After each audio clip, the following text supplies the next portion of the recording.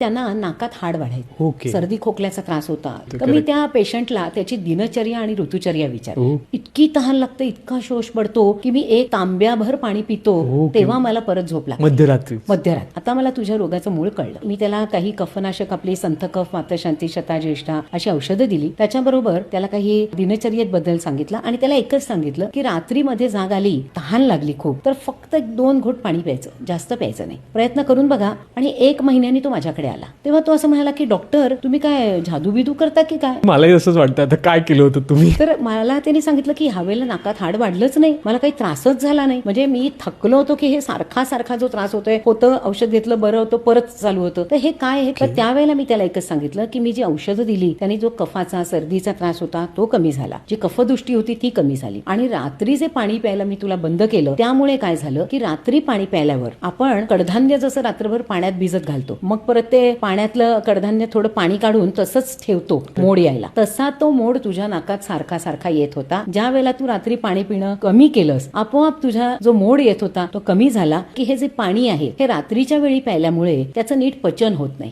Okay. आणि मग ते पचन नीट न झाल्यामुळे आडवं झोपलं की त्यामुळे कुठे हा पाण्याने वात येईल हे सांगता येत नाही. कोणाला पोटात दुखेल, कोणाचा पाय दुखेल, हा वात कुठे वात आणेल सांगता येत नाही.